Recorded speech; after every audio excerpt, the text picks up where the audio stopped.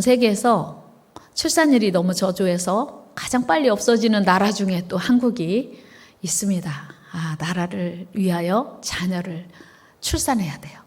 애국하는 길 출산입니다. 그래서 제 고민이에요. 우리에게도 애기 한 명 남아 1,000만 원 정도 줄 수 있으면 좋을까? 날라나? 1,000만 원 주면? 아니, 1,000만 원은 안 날 수도 있으니까 한 1억 정도 줄 수 있으면 날라나? 그런 생각해요. 진짜 교회가 출산 장려에 앞장서야 되는 이유가 하나님이 에덴 동산에 첫사람 아담을 만들어 놓으시고 뭐라고 말씀하셨냐면 생육하고 번성하여 땅에 충만하라 하셨습니다. 그런데 우리가 세계 최하위 출산율을 기록한다. 무슨 뜻이냐면 하나님 명령에 불순종하고 있다는 증거입니다. 물론 여러 가지 이유가 있겠습니다만 결과적으로 보면 하나님 말씀에 불순종하고 있다는 이야기예요. 어린이가 나라의 미래다라는 말 우리는 알고 있습니다.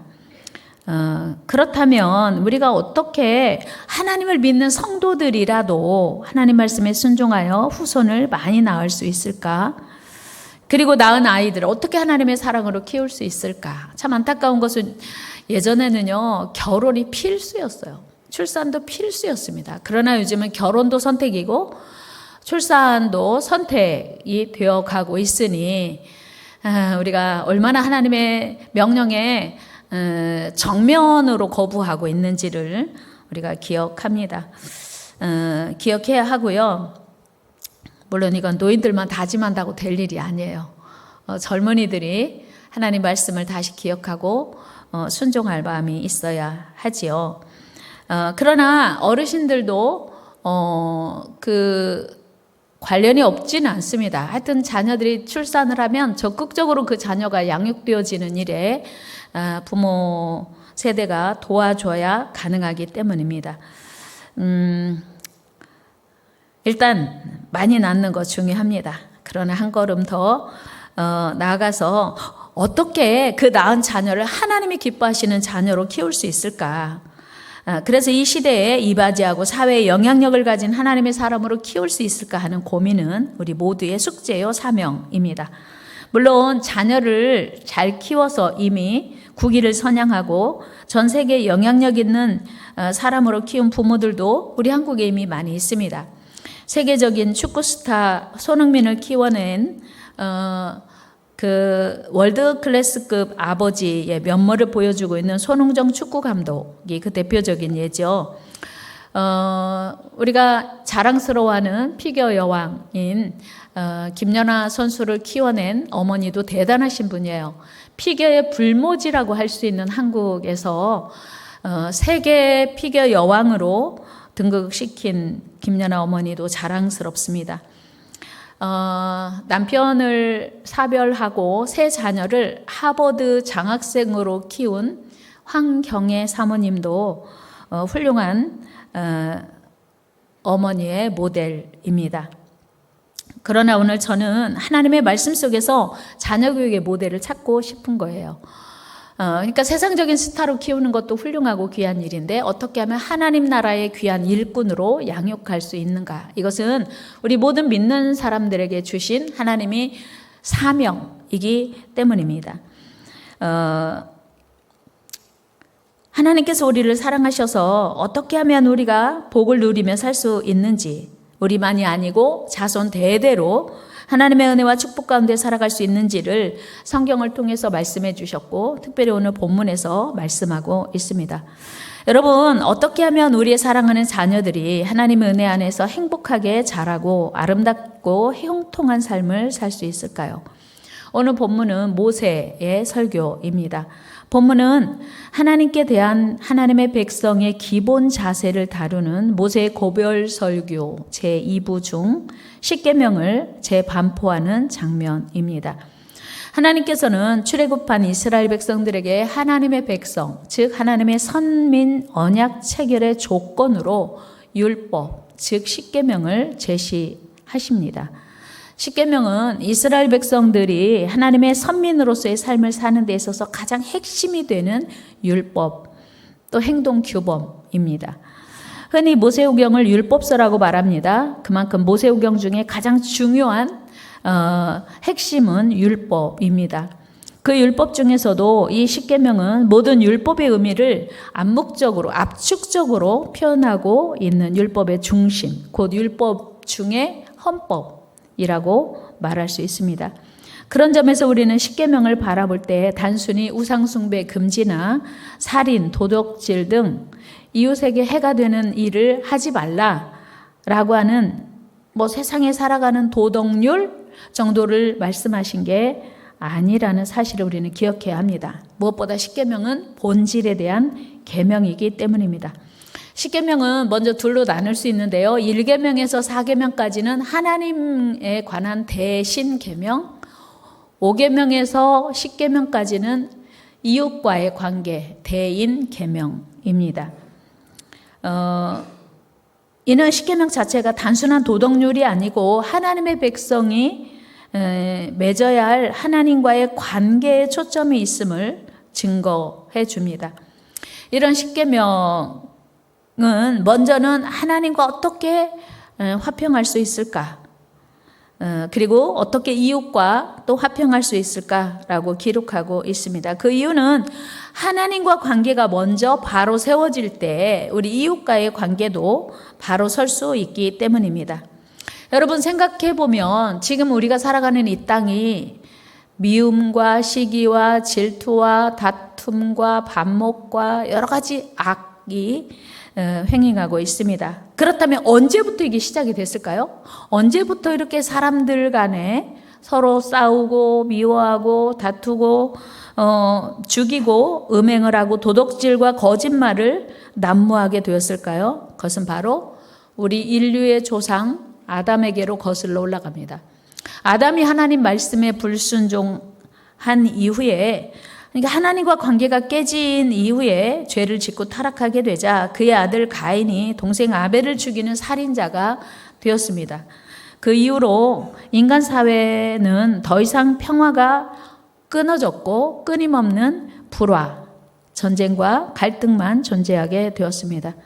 물론 그동안 우리 인간들이 평화하려고 대단한 노력을 참 많이 했습니다. 그러나 인간들의 그런 노력에도 불구하고 지금 이 순간에도 세상에서는 끊임없는 전쟁 계속되고 있습니다. 또 사회 속에서는 범죄가 갈수록 심각해져 가고 있습니다.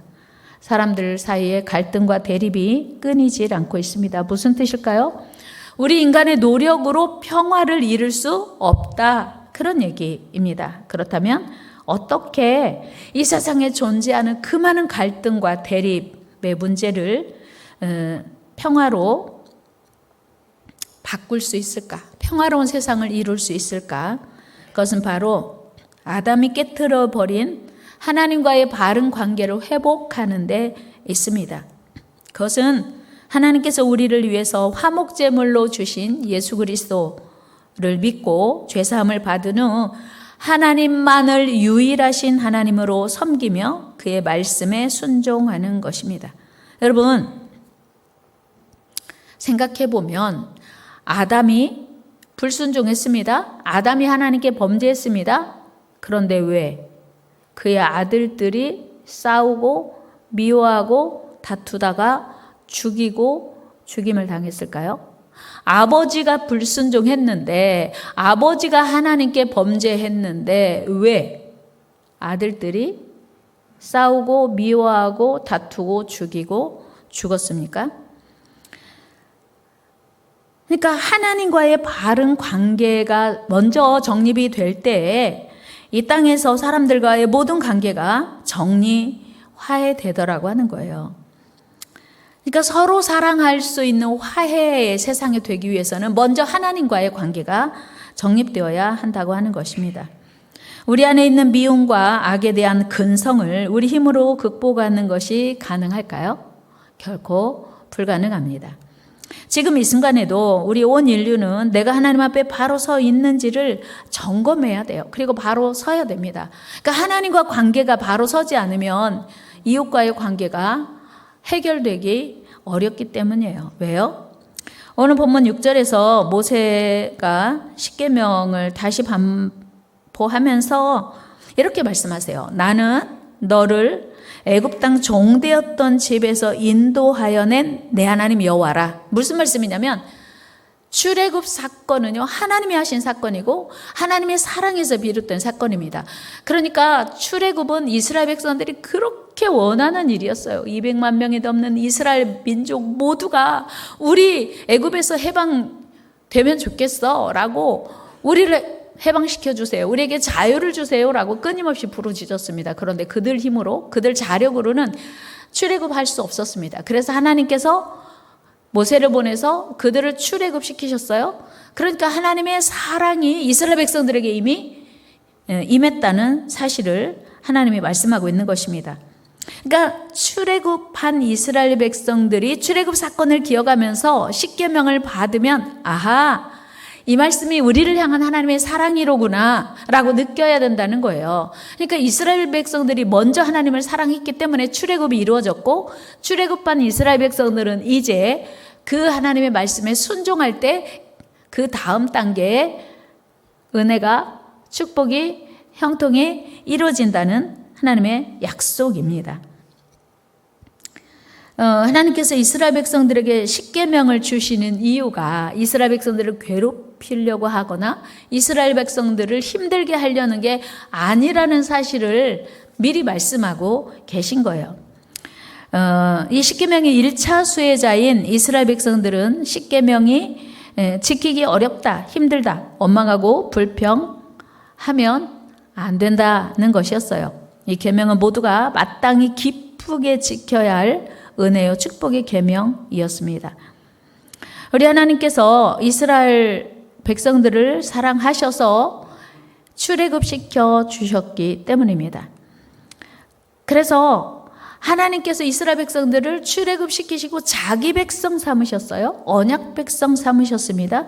고통받고 있는 이스라엘 백성들을 구원하셔서 자기 백성 삼으신 분이 하나님이세요. 따라서 이스라엘 백성들이 하나님의 그 명령이 어렵든지 버겁든지 감사해야 했어요. 기쁘게 무조건적으로 순종해야 하는 것이 마땅한 일이었습니다. 그리고 그 순종으로 인하여 더 많은 은혜와 복을 얻을 수 있기 때문이었어요. 여러분, 오늘 여기까지 오는 동안 하나님의 은혜로 오셨습니까? 여기까지 오는 동안 하나님의 인도하심이 있었습니까? 그렇다면 이제 우리는 하나님을 더 사랑하고 더 섬겨야 돼요. 그런데 힘들다, 버겁다, 무겁다는 이유로 우리는 우상을 택하는 거예요. 세상을 택하고 내가 하고 싶은 대로 하는 그런 삶을 선택하는 거예요. 결과가 어떻게 되었을까요? 여로보암이 우상을 세우고 그리고 우상을 섬기도록 조장한 결과 북이스라엘이 모두 멸망했습니다. 여로보암뿐만 아니라 북이스라엘 모두가 멸망했어요. 아수르에 멸망했습니다. 한 사람의 잘못된 선택, 한 사람의 잘못된 그 조상의 선택으로 말미암아 대대로 망하는 길로 들어서게 됐어요. 열왕기상 13장으로 가봅니다. 시작. 여로보암이 이 일 후에도 그의 악한 길에서 떠나 돌이키지 아니하고 다시 일반 백성을 산당의 제사장으로 삼되 누구든지 자원하면 그 사람을 산당의 제사장으로 삼았으므로 이 일이 여로보암 집의 죄가 되어 그 집이 땅 위에서 끊어져 멸망하게 되니라. 아멘. 보세요. 여로보암이 하나님의 그 사인에도 불구하고 돌이키지 않았어요. 회개하지 않았어요. 그리고 우상이 있는 그 제단을 섬기는 제사장을 하나님이 정하신 지파가 있어요. 그런데 그 아론의 후손에서 제사장을 세워야 되는데 일반 백성 중에 제사장 할 사람? 저요. 좋아. 네가 제사장 해라. 요즘으로 말하면 목사하고 싶어? 그럼 해. 그래서 그 과정, 신앙 아무것도 보지 않고 본인이 원한다는 그 한 가지 이유만으로 제사장을 삼았어요. 이것이 죄가 되어 하나님의 진노를 사게 되었다는 것입니다. 14장 9절 10절도 말씀 한번 읽어볼까요? 시작. 내 이전 사람들보다 더 악을 행하고 가서 너를 위하여 다른 신을 만들며 우상을 부어 만들어 나를 노엽게 하고 나를 내 등 뒤에 버렸도다. 그러므로 내가 여로보암의 집에 재앙을 내려 여로보암에게 속한 산에는 이스라엘 가운데 매인자나 노인자나 다 끌어버리되 거름더미를 쓸어버림 같이 여로보암의 집을 맑게 쓸어버릴지라. 아멘. 얼마나 두려운 말씀이에요. 무슨 얘기냐면 네가 우상숭배의 죄에서 오늘 멈추지 않으면 너의 집을 거름더미를 쓸어버린 것처럼, 그 이후로 여로보암은 망하는 집안의 대명사가 되었습니다. 열왕기하 15장 말씀 18절 읽어요. 시작. 악을 행하되 여로보암의 길로 행하며 그가 이스라엘에게 범죄한 그 죄 중에 행하였더라. 아멘. 여기서 여로보암의 길, 여러분, 여로보암이 먼저 그 우상의 길을 갔어요. 우상숭배의 길을 갔고 우상숭배의 길을 냈어요. 그랬더니 후손들이 따라갔고 그래서 망했다, 그런 얘기예요. 여로보암이 우상숭배를 최초로 자행한 사람이기 때문에 여로보암의 길이라고 성경은 이야기합니다. 아합도 마찬가지예요. 그는 악한 왕의 대명사로 우상숭배의 길을 간 악한 왕이었습니다. 성경은 그를 이렇게 표현하고 있습니다. 열왕기하 8장 27절입니다. 시작. 아하시야가 아합의 집 길로 행하여 아합의 집과 같이 여호와 보시기에 악을 행하였으니 그는 아합의 집의 사위가 되었음이러라. 아멘. 무슨 얘기냐면 어떤 사람이 아주 악한 일을 저질렀어요. 그리고 모두가 저주하고 그리고 진짜 그 가정이 저주받아서 몰락했어요. 그러면 이렇게 말하는 거예요. 사람들이 너 왜 그렇게 살아? 너도 저 사람처럼 망할 거야? 이렇게 말하는 거예요. 성경에 여로보암의 집, 아합의 집의 길, 여로보암의 길, 그 길로 가면 너 망하는데 너 그 길로 갈 거야? 성경이 이렇게 기록되어 있는 거 얼마나 불명예스럽고 부끄러운 일입니까? 여러분, 왜 이런 일이 있었다고요? 욕심 때문이었어요. 탐심 때문이었어요. 그래서 사도 바울은 분명히 탐심을 우상숭배라고 말합니다. 골로새서 3장 5절 시작. 그러므로 땅에 있는 지체를 죽이라. 곧 음란과 부정과 사욕과 악한 정욕과 탐심이니 탐심은 우상숭배니라. 우리는 우상숭배가 무슨 뭐 형상을 만들어 놓고 거기 절하면 우상숭배라고 생각하죠. 그런데 탐심이 우상숭배래요. 욕심이 우상숭배래요. 그러니까 내가 부리면 안 되는 과도한 욕심을 부리는 것이 우상숭배라는 거예요. 여러분, 우리가 하나님을 믿어도 욕심 때문에 하나님 믿는데 방해가 되고 장애가 되는 일이 종종 있습니다. 그것이 우상숭배라고 하는 사실을 성경은 이야기하고 있어요. 그래서 우리가 욕심, 탐심을 버리고 하나님의 말씀을 올바로 듣고 순종해야 한다는 사실이에요. 여러분, 불순종의 대명사 여로보암이나 아합과 반대되는 삶을 산 사람이 있어요. 누굴까요? 다윗이에요. 다윗은 하나님께 순종한 하나님의 종이었습니다. 다윗은 하나님께 순종하고 하나님만 사랑한 대명사. 열왕기하 22장 2절 말씀 읽어요. 시작. 요시야가 여호와 보시기에 정직히 행하여 그의 조상 다윗의 모든 길로 행하고 좌우로 치우치지 아니하였더라. 아멘. 자, 보세요. 성경에 기록되어 있기를 불순종의 대명사는 여로보암, 아합, 순종의 대명사는 다윗이에요. 그래서 불순종의 길을 낸 사람은 여로보암이고 아합이에요. 순종의 길을 낸 사람은 다윗이란 말입니다. 여러분, 그 다윗의 생애 중에 죄가 없었을까요? 다윗의 생애 중에 온전하게 하나님 앞에 바르게만 살았을까요? 아니에요. 그가 참 부끄러운 죄도 짓고 살인죄도 졌어요. 그러나 그럼에도 불구하고 그의 중심이 오직 하나님이었습니다. 죄 저면 범죄했을 때는 바로 회개하고 하나님께 용서를 구했습니다. 그래서 하나님은 그를 내 마음에 합한 사람이라고 하셨죠. 여러분, 다윗이 왕이 되었을 때가 BC 1010년경이거든요. 그런데 예수 그리스도가 이 땅에 오신 것이 BC 4년쯤이에요. 그렇다면 BC 1010년에 다윗이 왕이 되었고 1000년 후에 다윗의 가문에서 예수 그리스도가 태어났다고 하는 것은 하나님은 다윗을 얼마나 기뻐하셨는가를 알게 돼요. 그래서 마태복음 1장 1절에 아브라함과 다윗의 자손 예수 그리스도의 시작이라. 그러니까 하나님은 다윗을 기뻐하셨기에 순종의 삶을 산, 하나님의 말씀대로 산 다윗을 통해서 예수 그리스도가 나게 하셨다는 것입니다. 여러분, 이 큰 복이, 이보다 더 큰 복이 어디 있겠습니까? 여러분들의 생에 이런 복이 임하기를 축복합니다. 그러니까 그 1000년 전에 살았던 사람을 언급하면서 예수 그리스도가 그 가문에서 났더라, 그런 기록을 성경에 하고 있는 거예요. 여러분, 우리가 하나님을 사랑해야 하는 이유입니다. 우리가 하나님 앞에서 대대로 복받는 믿음의 조상이 되어야 하는 이유. 하나님은 믿음의 사람을 보고, 믿음의 조상을 보고 후손을 축복하시거든요. 이방 여인 룻이 시어머니 나오미를 떠나 나서면서 하는 고백이 무엇이었습니까? 그것은 단순히 홀로 된 시어머니를 봉양하기 위해서 효도하는 차원에서 인간적으로 따른 것이 아니었습니다. 그의 고백을 보면 룻은 자기 신을 버리고 시어머니 나오미가 섬기는 하나님을 선택한다고 분명히 고백해요. 우리 역대상 29장 12절 말씀 읽어요. 시작.